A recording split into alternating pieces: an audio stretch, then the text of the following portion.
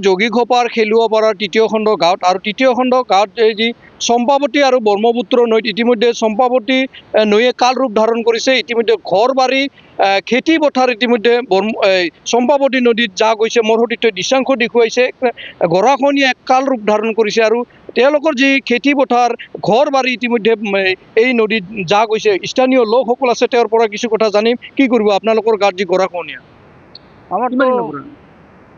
এই প্ৰায় এক মাহৰ পৰাই এই ভাঙি আছে। একটা ঘর বাড়িও গেছে, এই ঝালকিয়া গেছে, ঝালুকের তাল তার মাকৈ গেছে।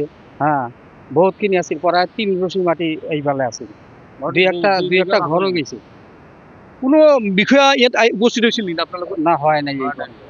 অৱগত কৰাইছে? হ্যাঁ, হয় নাই। আপোনালোকে অৱগত কৰাইছে নেকি বিষয়া? না, লেখি কিন্তু কেউ যায় না, লেখিছে কিন্তু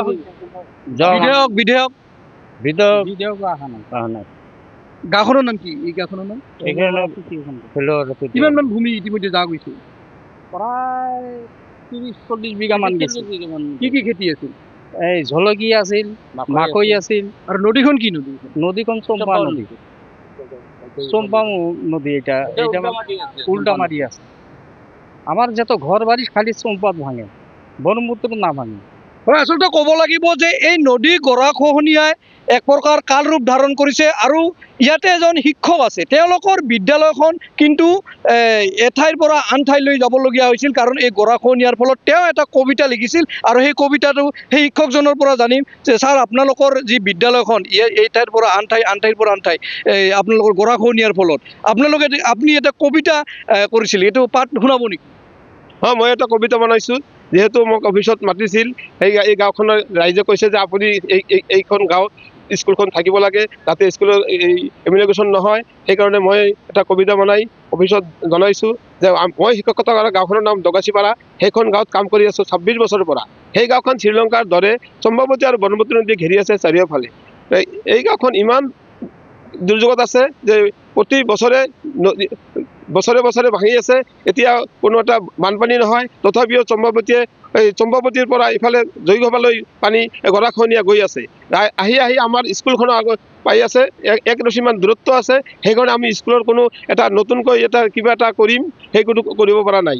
চৰকাৰে আমাক যদিও এইটো দিবলৈ ইচ্ছা কৰিছে, জনাই আছে আমাক, কিন্তু আমি স্কুলখন বনাব পৰা নাই। যিহেতু ইয়াতে আমাৰ স্কুলৰ সেনেকুৱা মাটিও নাই, সেইকাৰণে চৰকাৰক আমি এইটো অনুৰোধ কৰিছোঁ যাতে চৰকাৰে আমাক অলপ মাটি দি স্কুলখন বনাব পাৰোঁ। সেইকাৰণে মোক চৰকাৰক অনুৰোধ জনাইছোঁ।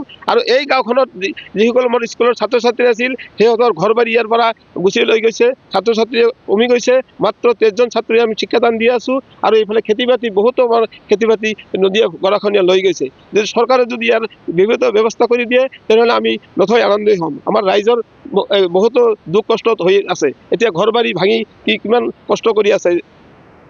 আচলতে এইদৰে ক'ব লাগিব এজন শিক্ষকে তেওঁৰ অভিজ্ঞতা, কাৰণ কি 26 বছৰ শিক্ষকতা কৰিছিল এই চৰ অঞ্চলত, আৰু চৰ অঞ্চলৰ গৰাখহনীয়াৰ ফলত যিহেতু বিদ্যালয়খন এঠাইৰ পৰা আন ঠাইলৈ লৈ যাবলগীয়া হৈছিল, যাৰ ফলত তেওঁ এই কবিতাৰ জৰিয়তে তেওঁলোকে জিলা আয়ুক্তগৰাকীক অৱগত কৰাইছিল, কাৰণ এই অঞ্চলৰ যি গৰাখহনীয়া।